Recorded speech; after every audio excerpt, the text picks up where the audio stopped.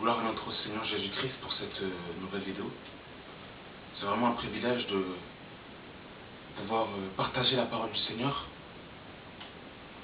Nous sommes dans des temps compliqués, frères et sœurs, où la parole a de plus en plus disparu.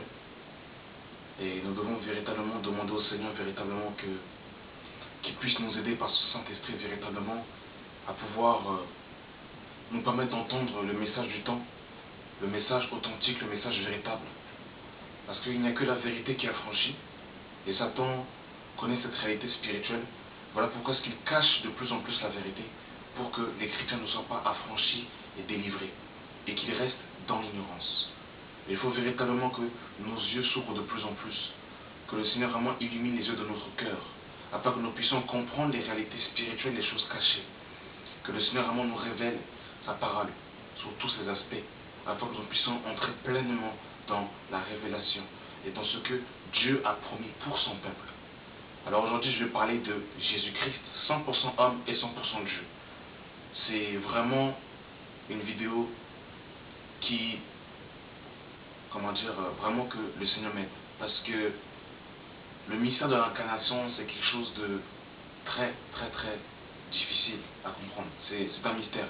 Et aucun être humain ne peut expliquer avec vraiment, on ne peut pas expliquer en fait ce mystère avec des mots humains en fait.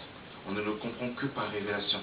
Au travers de la parole, on peut comprendre certaines choses, mais on ne peut pas l'expliquer avec précision, avec détail. Parce que la parole, l'apôtre Paul nous dira que nous voyons jusqu'à maintenant comme au travers d'un miroir. Et quand il viendra, nous le verrons tel qu'il est. Donc il y a encore des points que l'on ignore. Mais dans la parole, nous allons quand même percevoir certaines choses. Alors, dans la vidéo précédente, je vais parler de la divinité de Christ. Et nous avons dit que nous allons parler de l'humanité de Christ. Et le Seigneur m'a permis de pouvoir parler des deux, en même temps, des deux aspects de Christ en même temps. Son aspect homme et son aspect divin. Ce qu'il faut savoir, c'est que Jésus a deux natures. Il a la nature divine et la nature terrestre. Et dans son côté homme, dans son côté humain, il a décidé volontairement de se dépouiller de sa divinité. C'est Philippiens 2 qui nous parlera de ces choses. Il nous dira qu'il s'est dépouillé lui-même en prenant la forme humaine, en devenant semblable aux hommes. Donc ça veut dire que Christ, à la base, n'était pas semblable aux hommes. Il est devenu semblable aux hommes pour sauver l'homme, pour nous racheter, pour nous délivrer du péché. Et dans sa nature humaine, il est en dessous des anges, comme nous dira dans Hébreux 2. Dans Hébreux 2, on nous dit que Jésus est en dessous des anges. Donc quand Christ, en fait, s'est incarné en tant qu'homme, Christ a accepté volontairement de se soumettre aux lois spirituelles. Il a voulu se soumettre à la loi terrestre. Il s'est soumis à toutes ces choses et il est venu pour nous sauver volontairement. Et dans sa nature humaine, dans son corps humain, il est soumis à son être esprit, en tant qu'esprit. Voilà pourquoi est-ce que Jésus, en tant qu'homme sur la terre, était soumis au Père. Mais il y a une chose qu'il faut que nous comprenions, frères et sœurs, c'est que lorsque Dieu a créé l'homme, Dieu a dit, faisons l'homme à notre image. Or, l'image de Dieu, c'est Jésus-Christ. Nous ne sommes pas encore rentrés dans l'incarnation, je suis en train tout simplement d'expliquer, de balayer un peu pour que nous puissions bien comprendre. Nous sommes dans Colossiens chapitre 1, frères et sœurs, pour que nous comprenions que l'image de Dieu, c'est Christ. Parce qu'il faut que, quand j'explique quelque chose, il faut que je le justifie avec les Écritures. Alors nous sommes dans Colossiens chapitre 1, à partir du verset 15. On nous dit, il est l'image du Dieu invisible.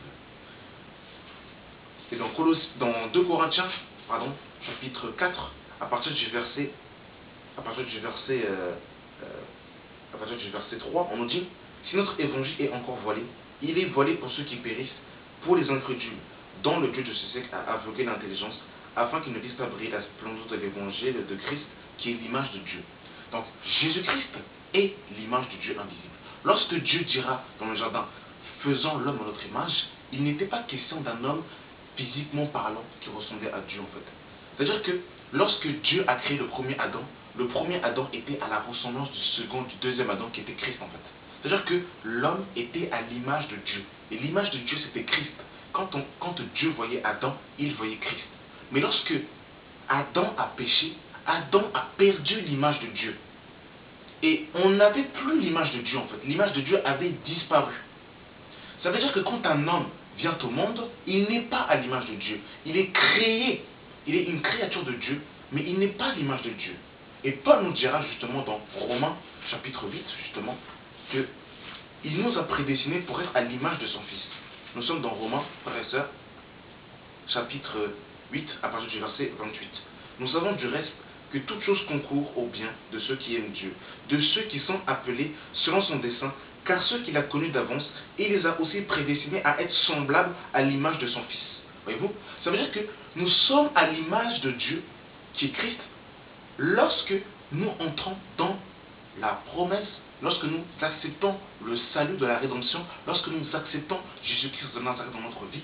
C'est à ce moment-là que, lorsque nous acceptons Christ dans notre vie, que nous redevenons à l'image de Dieu.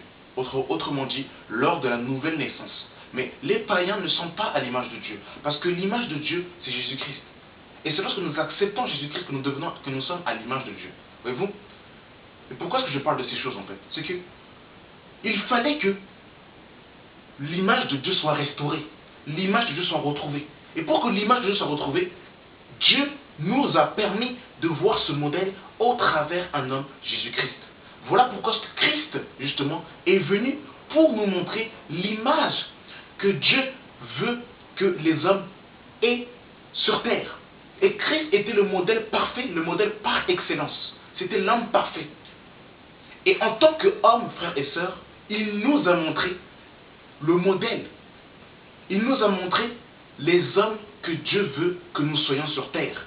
Et il n'y avait plus d'hommes, justement, qui pouvaient nous montrer, justement, comment qu'il fallait être sur terre. Voilà pourquoi est-ce que Jésus, justement, a pris une forme humaine pour, justement, nous montrer l'exemple que nous devons suivre. Nous devons suivre sa trace. Parce que nous avons perdu l'image de Dieu. Et Christ est venu, justement, restaurer l'image de Dieu. Et nous allons, justement, entrer, justement, dans, justement, cette double nature. Donc nous allons jongler, frères et sœurs, nous allons nous laisser conduire par Dieu. Je vous dis la vérité, moi-même, je ne sais même pas là où je vais aller. Parce que ce n'est pas évident de parler de ce genre de choses. Donc nous allons jongler entre l'humanité de Christ et la divinité de Christ. Alors ce qu'il faut comprendre dans un premier temps, pourquoi est-ce que Dieu devait venir sauver l'homme? Pourquoi il n'y avait que Dieu qui pouvait sauver l'homme? Alors dans un premier temps, il y a une chose qu'il faut que nous comprenions, il faut que nous sachions. C'est que Dieu, avant de créer Adam et Ève, il savait que Adam et Ève allaient pécher. Il le savait clairement. Dieu n'a pas trouvé la solution de l'humanité lorsque Adam et Ève ont péché. Dieu avait déjà la solution du monde, la solution de l'homme, avant la fondation du monde. Nous allons le voir, nous sommes dans 1 Pierre, chapitre 2. Frères et sœurs, vraiment que le Saint-Esprit vraiment nous conduise. Je vais me laisser vraiment qu'il me conduise. 1 Pierre chapitre 2 à partir du verset 18.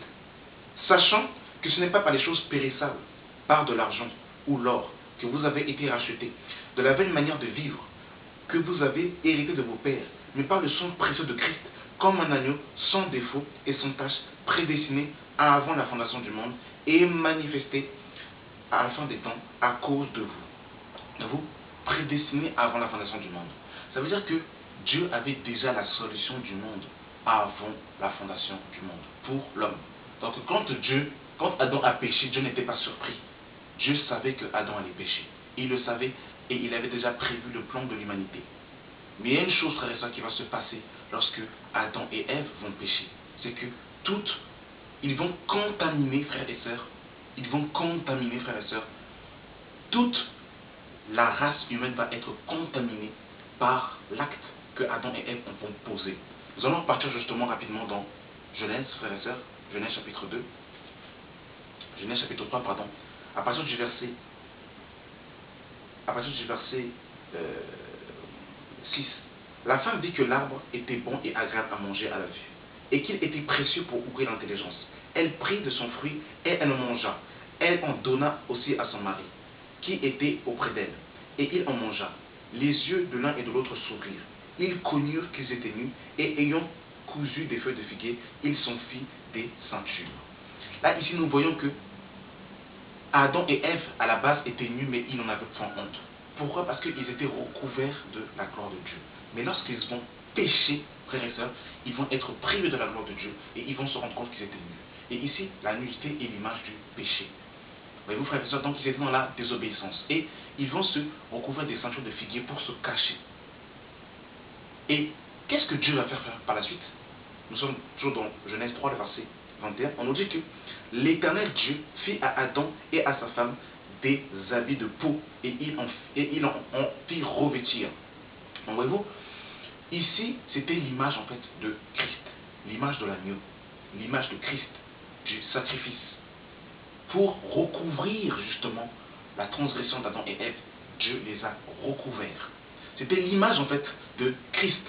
C'est-à-dire que tout homme qui est sans Jésus est dans la même position qu'Adam et Ève, il est nu.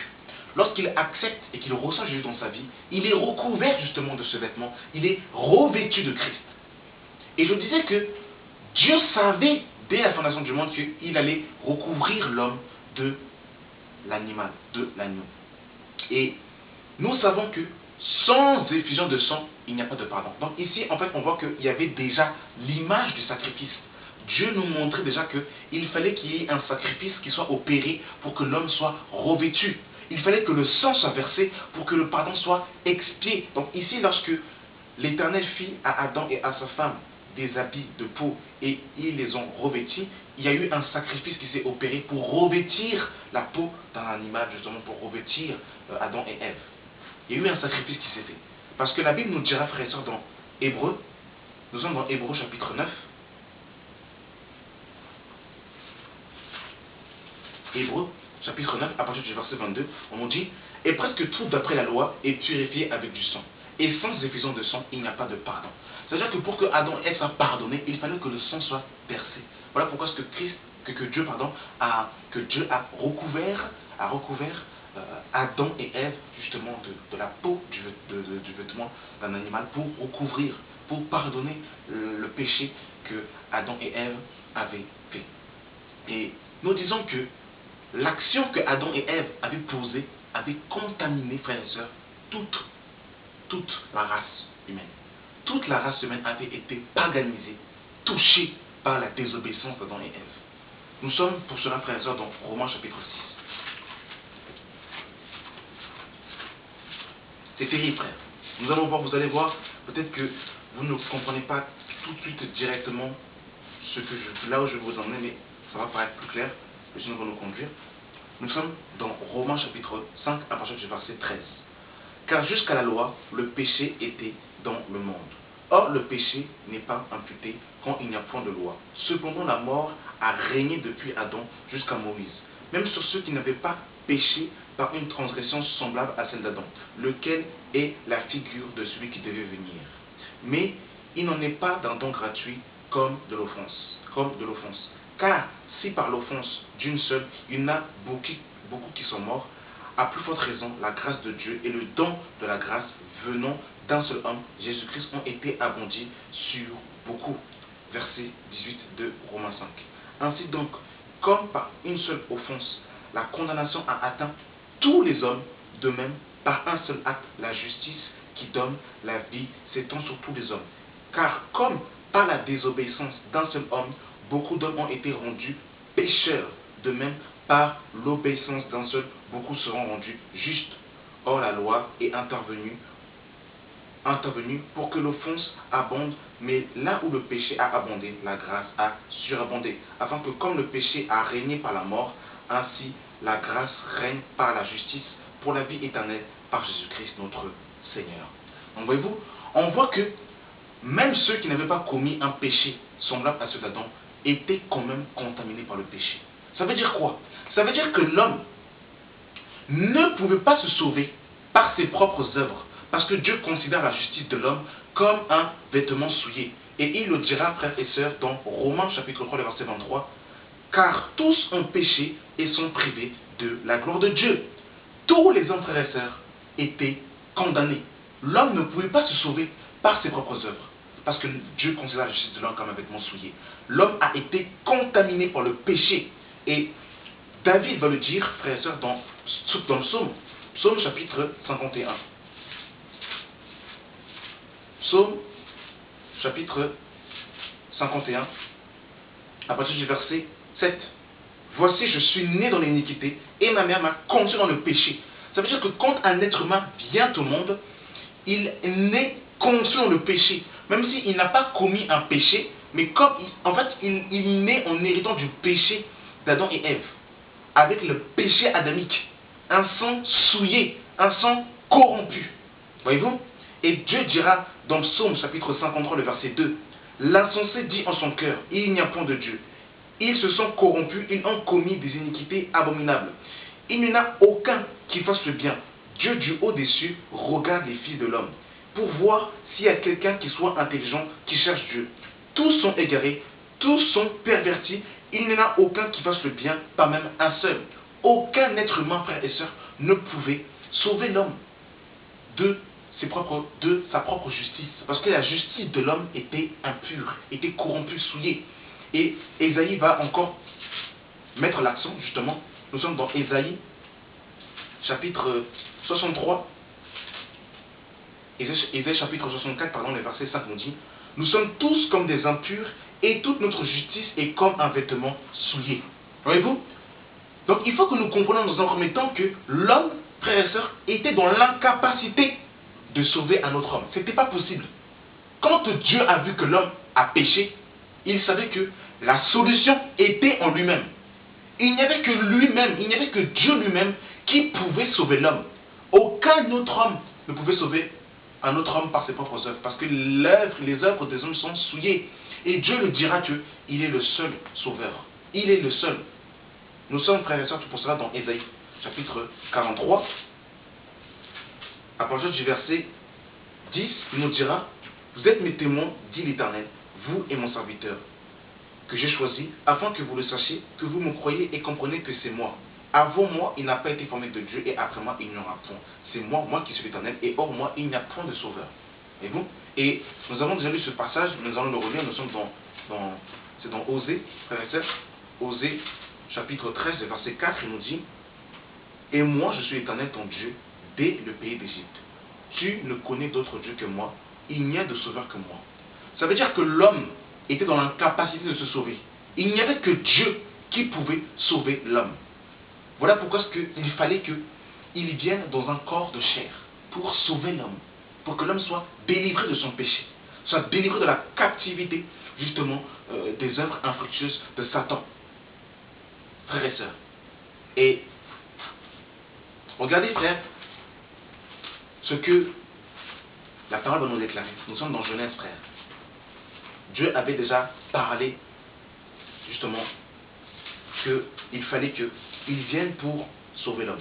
Nous sommes dans Genèse, chapitre 22, à partir du verset 3. Genèse 22, à partir du verset 3. Abraham se leva de bon matin, sella son âne et prit avec lui 2 serviteurs et son fils Isaac. Il fondit du bois pour l'holocauste et partit pour aller au lieu que Dieu lui avait dit. Le 3e jour, Abraham leva les yeux et vit de loin. Et Abraham dit à ses serviteurs, restez ici avec l'âne. Moi et le jeune homme, nous irons jusque-là pour adorer. Et nous reviendrons auprès de vous. Abraham prit le bois et l'holocauste. Il chargea sur son fils Isaac et porta sur sa main le feu et le couteau. Et ils marchèrent tous deux. Alors Isaac, parlant à Abraham, son père, dit, mon père. Il répondit, voici mon fils. Isaac reprit, voici le feu et le bois. Mais où est l'agneau pour l'holocauste? Abraham répondit, mon fils, Dieu se pourvoira lui-même de l'agneau pour l'holocauste. Dieu se pourvoira lui-même. Il n'a pas dit Dieu pourvoira pour l'holocauste. Il a dit Dieu se pourvoira lui-même de l'agneau pour l'holocauste. Dieu se pourvoira lui-même. Mes frères, il fallait que l'agneau s'incarne, frère. Il fallait que l'agneau s'incarne, frère, pour que nous soyons sauvés. Sans l'agneau, il n'était pas possible que l'homme soit sauvé. Il fallait que l'agneau soit sauvé. Et justement, Jean-Baptiste va répondre à la question que Isaac aurait posée à son père, frère et sœur. Nous sommes dans Jean, frère. Nous sommes dans Jean, frère, chapitre... Oh, c'est merveilleux, Seigneur. Nous sommes dans Jean, chapitre 1, à partir du verset 28.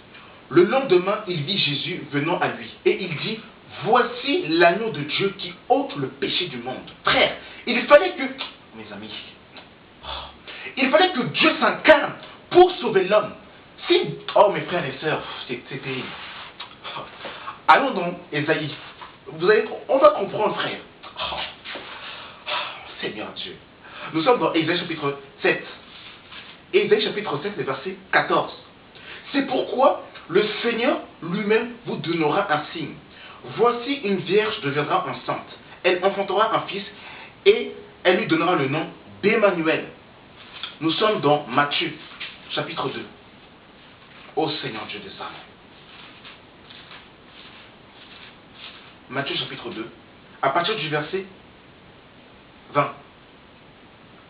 Comme il y pensait, voici un ange du Seigneur lui apparut en songe et dit, Joseph, fils de David, ne crains pas de prendre pour toi Marie ta femme, car l'enfant qu'elle a conçu vient du Saint-Esprit.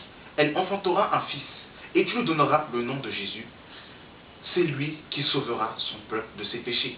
Tout cela arriva afin que s'accomplisse ce que le Seigneur avait annoncé par le prophète. Voici la Vierge sera enceinte. Elle enfantera un fils et on lui donnera le nom d'Emmanuel qui signifie Dieu avec nous. Il fallait, frères et sœurs, que Dieu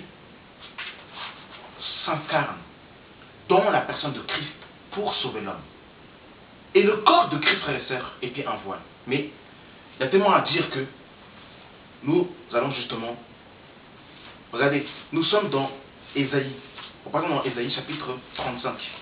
Frères et sœurs, il fallait, frères et sœurs, que le Seigneur lui-même vienne sauver l'homme. Parce que comme l'homme était contaminé par le péché, il fallait un sang divin.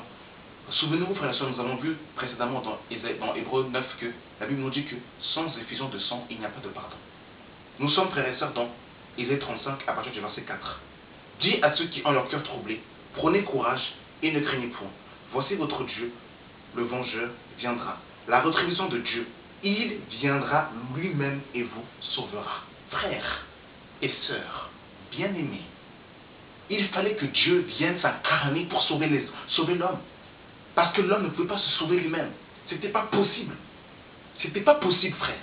Et regardez, frère, pour que nous puissions comprendre l'envergure du sacrifice, qu'il fallait un sacrifice parfait pour que l'homme soit sauvé, frère. Nous sommes dans Ésaïe, non, dans Lévitique chapitre 1. Oh mon Dieu, Père de gloire, Seigneur Jésus-Christ. Oh Seigneur. Vraiment, Dieu est bon, frères et sœurs. Il est bon. Dieu est bon. Véritablement, il est vraiment merveilleux. Quel amour, frère. Lévitique chapitre 1, à partir du verset 1. L'Éternel appela Moïse et lui dit, parle depuis la tente d'assignation et dis, parle aux enfants d'Israël et dis-leur, lorsqu'un homme d'entre vous aura commis une offrande à l'Éternel, fera une offrande à l'Éternel, il offrira un bélier, du gros et du menu bétail. Si ton offense est un holocauste de gros bétail, il offrira un mâle sans défaut. Il offrira à l'entrée de la tente d'assignation devant l'Éternel pour obtenir sa faveur. Il posera sa main sur la tête de l'holocauste qui sera agréable de l'Éternel pour lui servir d'expiation. Il égorgera le veau devant l'Éternel et les sacrificateurs fils d'Aaron offriront le sang et le répandront tout autour sur l'autel qui est à l'entrée de la tente d'assignation. Donc ici on voit, frères et sœurs, un peu comment se déroulait le sacrifice sous la loi. Avant que le sang de Christ soit versé, Dieu avait déjà prévu une situation pour que l'homme justement puisse obtenir quand même faveur aux yeux de Dieu. Donc comment ça se passait dans l'Ancienne Alliance? Il fallait que justement lorsqu'un homme avait transgressé, il fallait qu'il ramène un animal sans défaut. Il fallait que cet animal soit sans défaut. C'était déjà prophétique. Ça nous parlait déjà. Rappelez-vous aussi que du vêtement que Dieu avait fait recouvert à Adam et Ève. Il fallait que cet animal soit sans défaut. Et il fallait que l'animal, que justement cet homme ramène devant le sacrificateur un animal sans défaut. Il posait sa main sur la tête de l'animal et le sacrificateur immolait l'agneau justement et C'est de cette manière-là que le pardon était effectué. Mais le sang, frères et sœurs, le sang des animaux dans l'ancienne alliance n'était pas puissant, n'était pas capable d'ôter le péché, n'était pas capable de délivrer l'homme de son péché, de la captivité de Satan. Nous sommes dans Hébreux chapitre 9, frères. Hébreux. Hébreux, frères et sœurs, chapitre 9.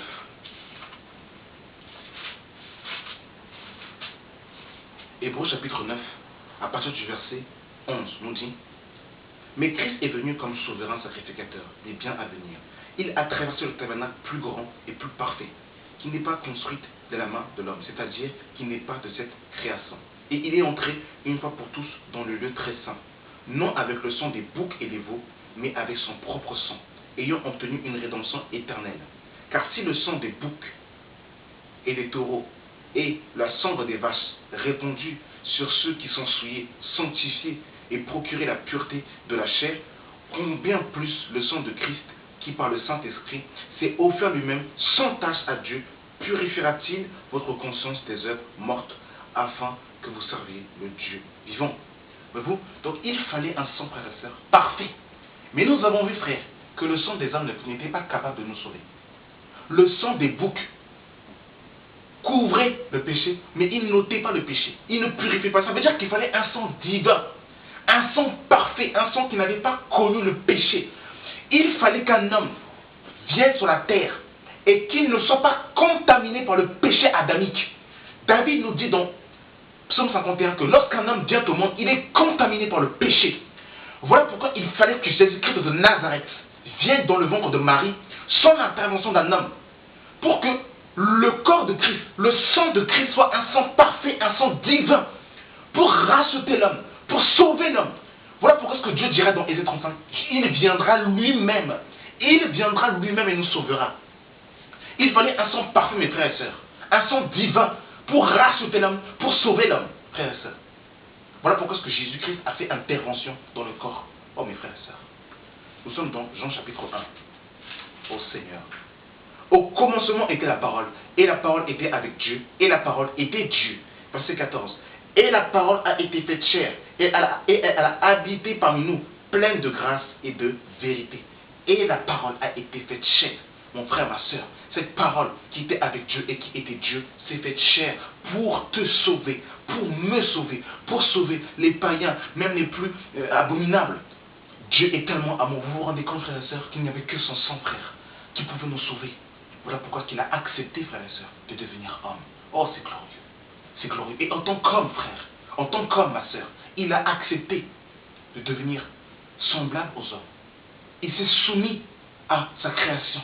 Il s'est soumis aux exigences que lui-même avait établies pour nous sauver. Est-ce que vous vous en rendez compte, frère? C'est terrible, c'est glorieux. Oh Seigneur, c'est terrible.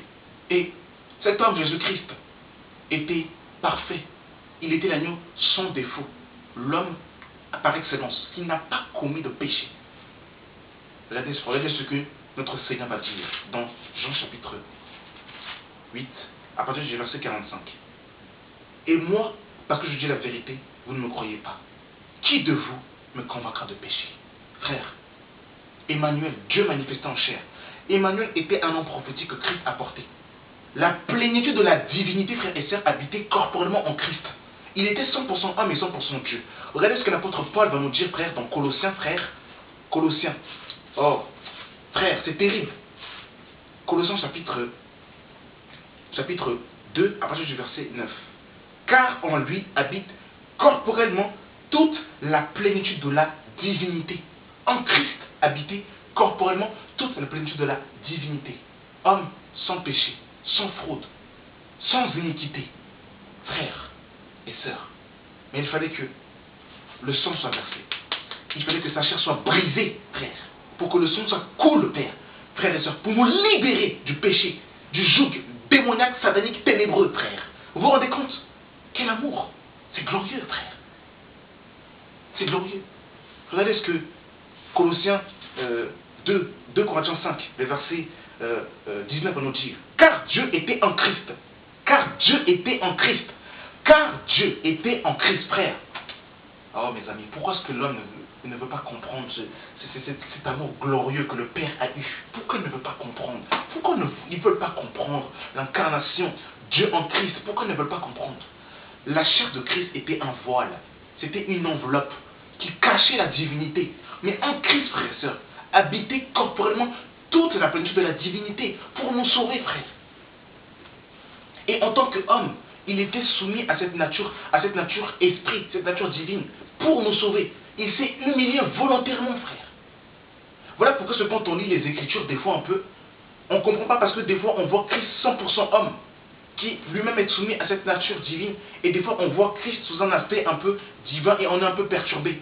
Parce que Christ a cette double nature, 100% homme et 100% Dieu. Et nous sommes dans Colossiens 5, 2 Corinthiens 5, verset 19, car Dieu était en Christ, réconciliant le monde avec lui-même, en n'imputant point aux hommes leur offense. Et il a mis en nous la parole de la réconciliation. Nous faisons donc les fonctions d'ambassadeurs pour Christ, comme si Dieu exhortait par nous. Nous vous supplions au nom de Christ, soyez réconciliés avec Dieu. Celui qui n'a pas commis le péché, il l'a fait devenir péché pour nous, afin que nous devenions en lui justice de Dieu. Voyez-vous, frères et sœurs, est-ce que vous comprenez un peu? Celui qui n'a pas commis le péché, frères et sœurs. Quel homme, frères et sœurs, peut venir au monde sans péché et mourir sans péché, si ce n'est Dieu lui-même? Aucun homme, frère, ne peut ne pas commettre de péché. C'est pas possible. Mais Christ n'a pas commis de péché. Vous ne voyez pas qu'il est quand même spécial, ce monsieur? Même si vous ne voulez pas accepter que ce monsieur est spécial, vous ne voulez pas comprendre, vous ne voulez pas accepter que ce monsieur est spécial. Mais pour vous prouver que ce monsieur est encore plus spécial, il va dire une chose qui va scandaliser beaucoup, qui va scandaliser même les pharisiens, frères. Pour que nous comprenions que ce monsieur-là est très très très spécial. Voilà pourquoi ce monsieur, je l'aime. Voilà pourquoi est-ce que je veux crier son nom pour que l'humanité entende qui est cet homme.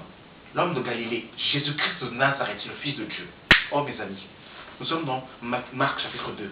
Oh Seigneur, il est terrible ce monsieur. Marc chapitre 2, à partir du verset 3. Des gens firent à lui amener un paralytique, porté par 4 hommes. Comme ils pouvaient l'apporter à cause de la foule, ils découvrirent le toit de la maison où il était, et ils descendirent par cette ouverture. Et par cette ouverture le lit, sur lequel le paralytique était couché. Jésus, voyant leur foi, dit au paralytique, mon enfant, tes péchés sont pardonnés. Écoutez bien ce qui va se passer, frères et sœurs, verset 6. Il y avait là quelques scribes qui étaient assis et qui se disaient, au-dedans d'eux, frères, au-dedans d'eux, frères. Oh mais c'est terrible, au-dedans d'eux. Comment cet homme parle-t-il ainsi? Il blasphème. Qui peut pardonner les péchés si ce n'est Dieu seul? Oh, petite parenthèse, allons dans le psaume 130. Il faut que nous comprenions qui est cet homme, qui est très très très spécial, frère. Moi, j'arrive plus à respirer. Oh mes amis, psaume 130, c'est terrible. Psaume 130. Le monsieur là, psaume 130, à partir du verset 3. Si tu gardais le souvenir des iniquités éternelles, Seigneur, qui pourrait subsister? Mais le pardon se trouve auprès de toi, afin que l'on te craigne. Quand Jésus a dit tes péchés te sont pardonnés, frère, ils se sont souvenus, frère, que Dieu était le seul être capable de pardonner les péchés. Mais comme la divinité était en Christ, frère, comme Emmanuel, Dieu parmi nous, El Shaddai, El Elyon, était en Christ, frère, Jésus a dit tes péchés te sont pardonnés. En tant qu'homme, ils n'ont pas compris. Ils ont dit, mais il est homme, il ne peut pas pardonner les péchés. Mais ils n'avaient pas compris que son corps était un voile et qu'en lui, la divinité habitait pleinement, et pas une partie. Colossiens 2, le verset 9 nous dit que toute la plénitude de la divinité. Je ne sais pas si vous pouvez vous en rendre compte un peu, si on peut un peu essayer de réfléchir un peu. C'est que, on nous dit que les cieux des cieux ne peuvent te contenir. Mais le corps de Christ contenait toute la plénitude de la divinité. Qui est cet homme, frère? Or, repartons en chose pour que nous comprenions, frère, que le monsieur là est très spécial. Oh Seigneur Dieu. C'est terrible. Il y avait là des scribes qui étaient assis, et ils se dirent au-dedans d'eux, comment cet homme parle-t-il ainsi? Il blasphème. Qui peut pardonner les péchés si ce n'est Dieu seul? Jésus ayant aussitôt connu, frère, comment? Oh mes amis, comment connaissait-il Christ en tant qu'homme et en tant que Dieu sondait les reins et les cœurs? Oh mes amis, oh là là.